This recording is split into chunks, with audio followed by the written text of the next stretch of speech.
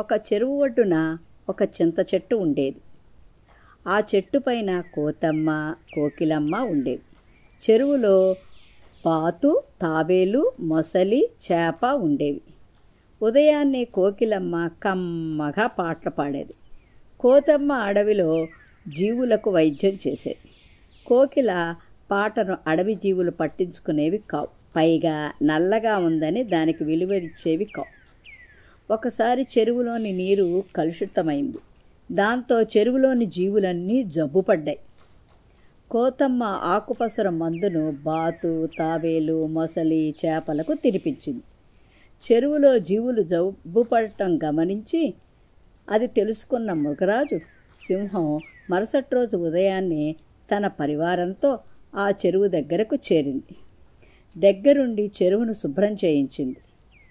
చింత చెట్టు మీద కోకిలమ్మ పాటకు సింహం ముచ్చటపడింది. పసరుమందు నూరుతున్న కోతమ్మను చూసి జలచరాలు ఆరోగ్యం వాకప్ చేసింది. మృగరాజు నేను బాతు, తాబేలు, మొసలి, చేపలకు ఒకే మంది ఇచ్చినా ఒక్క బాతు ఆరోగ్యం మాత్రమే కుదుటపడింది. మిగతా జీవులు ఇంకా అనారోగ్యంతోనే ఉన్నాయి అంది కోతమ్మ విచారంగా. పాటలు వినడం వల్ల మనసుకు ప్రశాంతత లభిస్తుంది, ఒత్తిడి తగ్గుతుంది, హృదయ స్పందన మెరుగుపడుతుంది, మనసు ఉల్లాసంగా ఉత్సాహంగా ఉండి వ్యాధుల నుండి త్వరగా కోలుకునేలా చేస్తుంది. నేను ఉదయం చెరువు దగ్గరకు వచ్చినప్పుడు కోకిలమ్మ పాటలను వింటూ పరవశించి తల ఆడిస్తున్న బాతును చూశాను అంది సింహం. అవును రాజా, బాతు ప్రతిరోజు ఉదయాన్నే కోకిలమ్మ పాటలు వినటానికి ఒడ్డుకు వస్తుంది అంది కోతమ్మ. నల్లగా ఉన్న కమ్మని పాటల వైద్యం చేస్తున్న కోకిలమ్మ గొప్పతనం గుర్తించింది కోతమ్మ. పసరమందు వాడుతూ కోకిలమ్మ పాటలు విని తాబేలు, మొసలి, చేప కూడా తిరిగి ఆరోగ్యాన్ని పొందాయి. మగధ రాజ్యానికి రాజు వీరసేనుడు. ఆయనకు రకరకాల కూజాలను సేకరించే అలవాటు ఉంది. దేశం నలుమూలల నుంచి వింతైన కూజాలను తెప్పించి ఓ పెద్ద భవనంలో భద్రపరిచేవాడు. వాటిని రోజు శుభ్రపరచడంతో పాటు కాపలా కోసం ఓ మనిషిని పెట్టాడు. రాజ్యంలో నీటి ఎద్దడి ఉందని మంత్రి చెప్పినా, బంతిపొట్లు శత్రు సైన్యాల బెడద ఎక్కువైందని సేనాని నెత్తి నోరు బాదుకున్నా రాజు అవేవి చెవికెక్కించుకునేవాడు కాదు. పరిపాలన మొత్తం గాలికి వదిలేసి నిత్యం కూజాల గురించి ఆలోచించేవాడు. వాటిపైన చిన్న గీత పడినా పనివాళ్లకు కఠిన శిక్ష విధించేవాడు. అలా చాలామంది పనివాళ్లు మారారు. ఒకసారి రాము అనే వ్యక్తి కూజాల కాపలాదారుగా చేరాడు. ఓ రోజు అతడు వాటిని శుభ్రం చేస్తూ ఉండగా కూజా ఒకటి కింద పడింది. అప్పుడే అటుగా వచ్చిన రాజు అది చూసి మండిపడి రామును కొరడాతో 100 దెబ్బలు కొట్టించాడు. దాంతో అక్కడ పనిలో చేరాలంటేనే జనం వణికేవారు. కొన్ని రోజులకు విజయుడు అక్కడ పనికి కుదిరాడు.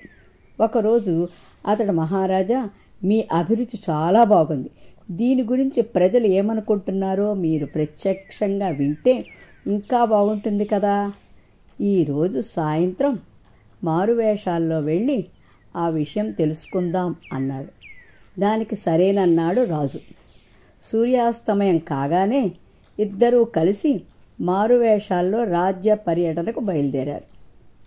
ఒక ఊరిలోని రచ్చబండ వద్ద కూర్చున్న వాళ్లతో, అయ్యా, మన మహారాజు సేకరించే కూజాల గురించి మీ అభిప్రాయం ఏమిటి అని అడిగారు. ఆ విషయం గురించి మాట్లాడకు, అవి కూజాలు కాదు, జనాల ప్రాణాలతో ఆడుకునే సైతాన్లు. రాజుగారు వాటి మీద చూపే శ్రద్ధను పరిపాలన మీద పెడితే రాజ్యం బాగుపడుతుంది అంటూ ఒక్కొక్కరు ఒక్కొక్కలా మాట్లాడారు. ఆ మాటలు వినగానే రాజు ముఖం కళతప్పింది. మెల్లగా అక్కడి నుంచి ముందుకు నడిచారు. అలా వెళ్తుండగా రోడ్డు పక్కన పొలాలన్నీ బీళ్లు కనిపించాయి. వాటి గురించి రాజు ప్రశ్నించగా, ప్రభు, చెరువులు కుంటలన్నీ పూడికతో నిండిపోయాయి. వర్షం పడినా చుక్క నీరు నిల్వ ఉండని పరిస్థితి.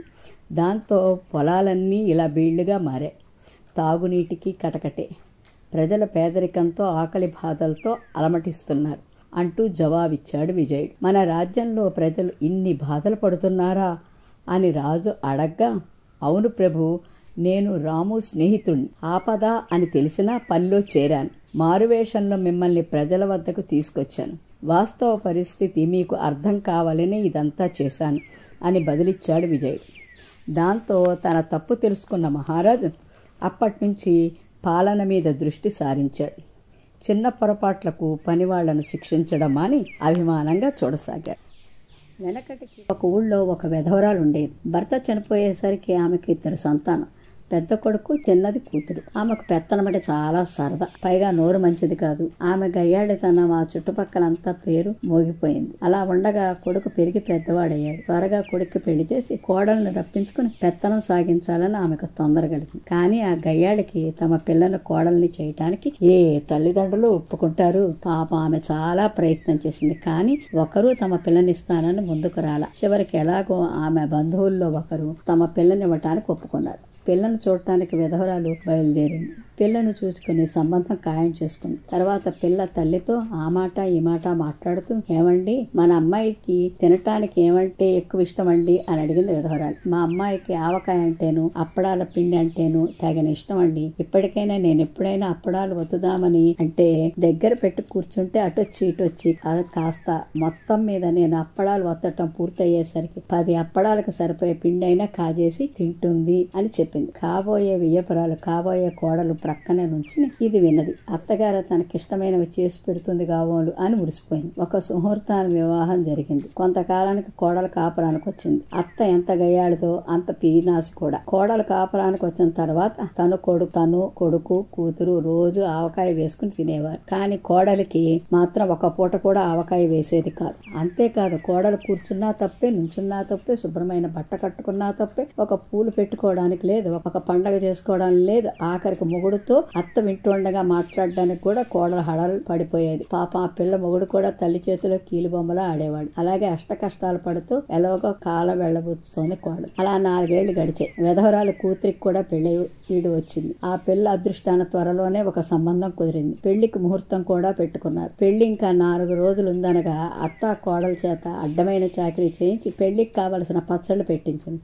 కానీ ఆవకాయ అప్పడాలు మాత్రం తనే పెట్టాలని నిశ్చయించుకుంది అత్త. కోడలికి ఆ 2 అంటే ఇష్టం కదా, అందుచేత కోడలు ఆ 2 రుచికి చూడకుండా చెయ్యాలని ఆ గయ్యాళి పట్టుదల. ఆ రోజు ఆవపిండి చేతులు వంటలు పుట్టడానికైనా ఓర్చుకుని అత్త తనే ఆవకాయ పూర్తి చేసింది. అప్పడాలు తయారు చేయటం మర్నాడు తనకే అట్టే పెట్టుకుంది. ఆ సంగతి అంతా కోడలు చూస్తూనే ఉంది. ఆ రాత్రి కోడలు మొగుడుతో ఇలా మాట్లాడుతుంది. ఏమండి, మీ అమ్మగారు మరీ ఇంత చుప్పనాద్దేమండి, పచ్చళ్ళు పెట్టడానికి నా చేత అడ్డమైన చాకరీ చేయించుకుంది. తీరా ఆవకాయ పెట్టాల్సి వచ్చేసరికి నాకు బప్ప చెప్తే నేనెక్కడ రుచి చూసేస్తానో అని ఆమె స్వయంగా ఈవేళ ఆవకాయ పెట్టింది. రేపు అప్పడాలు ఒత్తబోతున్నారు. నాకు అప్పడాల పిండి అంటే తగిన ఇష్టం.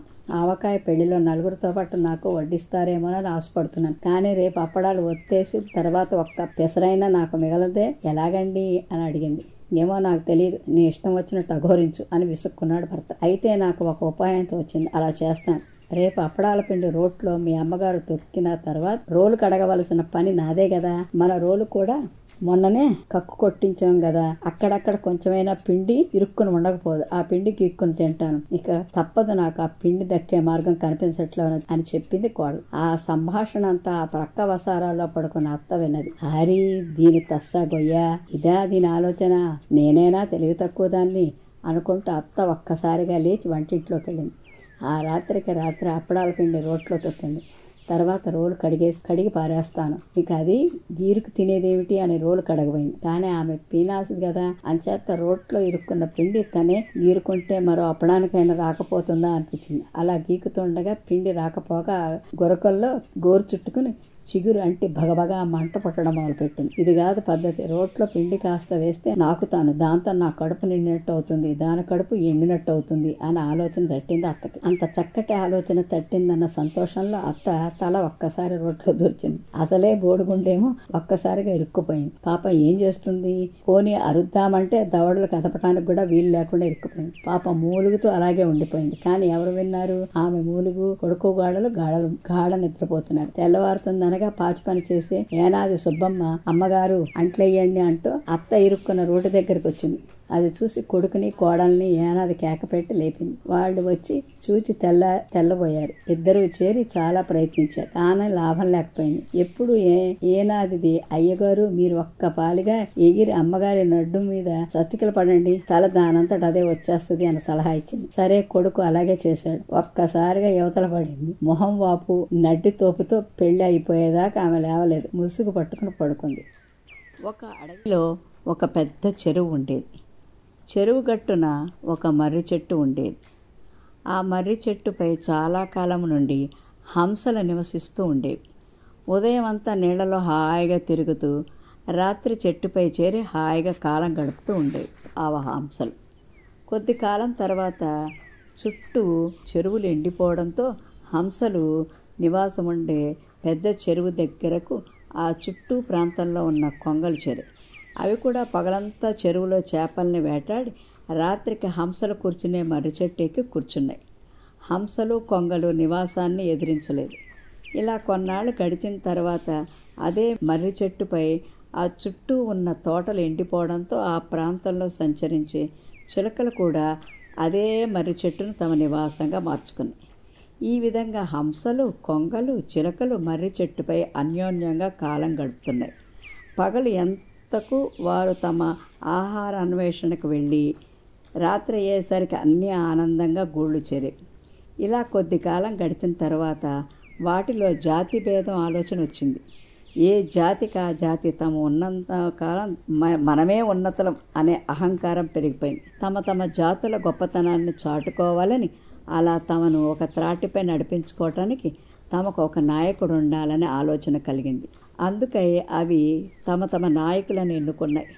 హంస జాతికి హంసేశుడు, కొంగల జాతికి కొంగేశుడు, ఇలా చిలకల జాతికి చిలకేశుడు నాయకులుగా ఎన్నికయ్యారు. ఈ నాయకుల ఆలోచన ఒక్కటే, అది తమ జాతుల బల ప్రదర్శన ద్వారా మిగతా జాతుల పక్షులను వెళ్ళగొట్టాలని వారికి వారే దురాలోచన ప్రారంభించారు. వారి ఆలోచనలకు తగ్గట్లు తమ సంఖ్యాబలాన్ని పెంచుకోవాలనే నిర్ణయానికి వచ్చారు. అందుకై హంసేశుడు, కొంగేశుడు మరియు చిలకేశుడు ఉదయాన్నే లేచి తమకు సమీపంలోని అడవంతా తిరిగి తమ జాతుల పక్షులను సమీకరించడం ప్రారంభించాయి. ఆయా జాతుల పక్షులను పిలిపించుకొని వాటన్నిటినీ అదే మర్రి చెట్టుపై నివాసం ఉండేటట్లు ప్రాధేయపడ్డారు పక్షులంతా. పక్షి నాయకుల కోరిక మేరకు మిగతా పక్షులన్నీ జాతి అభిమానంతో ముందు వెనక ఆలోచించకుండానే ఒకే మర్రి చెట్టుపైకి తమ నివాసం మార్చడం ప్రారంభించాయి. మర్రి చెట్టుపై పక్షుల సంఖ్య రోజు రోజుకు బాగా పెరిగిపోయింది. కనీసం అవి ఒకరిని చూసి ఒకరు అసహ్యించుకునే పరిస్థితి ఏర్పడింది. ఇక లాభం లేదని గ్రహించి పక్షి నాయకులు ప్రత్యక్ష యుద్ధానికి సిద్ధపడ్డారు. సాయంత్రం అయ్యేసరికి పక్షులన్నీ యుద్ధానికి సిద్ధమయ్యాయి. ఒకరికొకరు ముక్కుతో పొడుచుకోవడం ప్రారంభించాయి. ఒళ్ళంతా రక్తాలతో తడిసిపోయాయి. అయినా అవి యుద్ధం ఆపలేదు. చివరికి రాత్రి పగలు ఎడతెరిపి లేకుండా కొట్లాటకు దిగాయి. అడవంతా పక్షుల అల్లరితో మారుమ్రోగింది.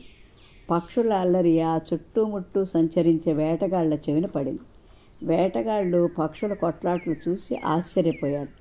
అదే అదనుగా తీసుకుని వారు వలలు వేసి హంసలను, కొంగలను, చిలకలన్నింటినీ బంధించి ఊళ్ళోకి తీసుకుపోయి అమ్ముకున్నారు. ఇక చెట్టుపై ఏ అల్లరి లేదు. మర్రి చెట్టు మౌనంగా ఉండిపోయింది రక్తపు మరకలతో. జాతి దురహంకారం, దురాలోచనతో పక్షులన్నీ తమ ఉనికిని పోగొట్టుకున్నాయి. జాతి వేరైన జీవులొక్కడే అన్న ఆలోచన వాటికి లేకపోవడం వల్ల ఎంత నష్టం జరిగిందో దీన్ని బట్టి మనకి దురాలోచన ఉండకూడదు. ఎంతవారైనా తొందరపాటులో తప్పులు చేస్తూ ఉంటారు. చివరికి ఆ తప్పును తెలుసుకుని బాధపడుతూ ఉంటారు. తొందరపాటు ఎప్పుడు ప్రమాదానికి హేతు. శివరామపురంలో విష్ణు శర్మ అనే పండితుడు ఉండేవాడు. అతని పెరట్లో ఉన్న కుంకుడి చెట్టు క్రింద కలుగు చేసుకుని ఒక ముంగీస నివసిస్తూ ఉండేది. అది విష్ణు శర్మ భార్య పడేసిన చద్ది అన్నం తిని జీవిస్తూ ఉండేది. ఒకరోజు విష్ణు శర్మ పక్క ఊరిలో జరుగుతున్న పురాణ మహోత్సవాలలో పాల్గొనేందుకు వెళ్ళాడు. ముంగీస ఇంట్లోకి వచ్చి సరాసరి మధ్య గదిలోకి వెళ్ళి తలుపు మూల చల్లగా ఉండటంతో పడుకుంది. అదే గదిలో విష్ణు శర్మ ఏడాది పిల్లవాడు ఉయ్యాలలో నిద్రపోతున్నాడు. విష్ణు శర్మ భార్య వంటగదిలో పని పాటు చేసుకుంటోంది. ఎక్కడి నుంచి వచ్చిందో గాని ఓ పాము ఇంటి పైకప్పులోకి చేరింది. అక్కడి నుంచి ఉయ్యాల నుంచి నెమ్మదిగా ఉయ్యాలలో పడుకున్న పిల్లవాడి వైపు రాసాగింది. అదే సమయంలో కళ్ళు తెరిచిన ముంగీస ఉయ్యాల వైపు చూసి పాముని గమనించింది. ఇన్నాళ్ల నుంచి తనకు అన్నం పెడుతున్న అన్నపూర్ణ లాంటి విష్ణుశర్మ భార్య రుణం తీర్చుకునే అవకాశం దొరికింది అనుకుంటూ అది ఎగిరి పామును పట్టుకుని క్రిందకి దూకింది. పాము ముంగీస మధ్య పోరాటం మొదలైంది. చివరికి ముంగీస పామును చంపింది. ఆ తర్వాత అది తను చేసిన పని విష్ణుశర్మ భార్యకు చూపించాలని వంటగదిలోకి వెళ్ళింది. నోటి వెంట రక్తంతో ఉన్న ముంగీసను చూసి అది తన పిల్లాడికి ఏదో హాని తలపెట్టిందని భావించింది. విష్ణుశర్మ భార్య చేతిలో ఉన్న పచ్చడి బండను దాని మీదకి విసిరేసింది. ఆ దెబ్బకి పాపం ముంగీస చచ్చిపోయింది. ఆ తర్వాత వచ్చి ఉయ్యాల్లో క్షేమంగా ఉండటం చూసిన విష్ణుధర్మ భార్య పక్కనే చచ్చిపడి ఉన్న పామును చూసి జరిగిన విషయం అర్థం చేసుకుని అనవసరంగా తొందరపడి ముంగీసను చంపినందుకు బాధపడింది. దశరథం తన తోటలో కలుపు తీయటం, మొక్కలు నాటడం వంటి పనులు చేస్తున్నాడు. అతను 12 ఏళ్ల కొడుకు రాము కూడా తనకు తోచిన పనులు చేస్తూ తండ్రికి సాయం చేస్తున్నాడు. దశరథం తోటలో పనిచేస్తున్న రాము వైపు చూసి, రాము, నీ పక్కనున్న ఈ రాయిని తొలగించు, మనం ఇక్కడ ఒక మంచి చెట్టును నాటుదాం అన్నాడు. రాము వెంటనే ఆ రాయిని తొలగించేందుకు ప్రయత్నించాడు. కానీ అది అంగుళం కూడా కదలలేదు. నాన్న, ఈ రాయి చాలా బలంగా పాతుకుపోయింది. దీన్ని తొలగించడం నా వల్ల కావట్లేదు, గట్టిగా అరిచాడు రాము. రాము తెలివితేటను పరీక్షిస్తున్న దశరథం, బాబు, మళ్ళీ ప్రయత్నించు, నీ బలాన్నంతటిని ఉపయోగించు, ఎలాగైనా ఆ రాయిని పెకిలించు, తొలగించు అంతే బిగ్గరగా అరిచాడు. ఎంత బలంగా ప్రయత్నించినా ఆ రాయి కదలకపోవడంతో రాముని సముదాయించేందుకు అతని వద్దకు వెళ్ళాడు దశరథం.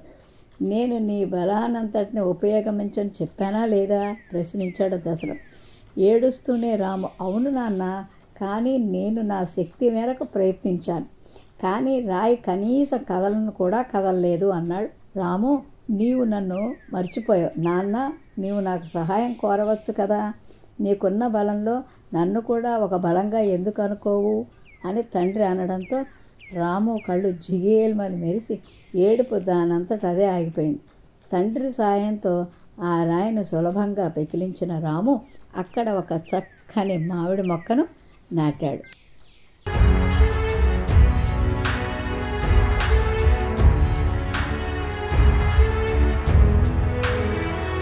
మీరు మరిన్ని వీడియోలు చూడాలంటే మన ఛానల్ను సబ్స్క్రైబ్ చేయండి. పక్కనున్న బెల్ ఐకాన్ని ప్రెస్ చేయండి.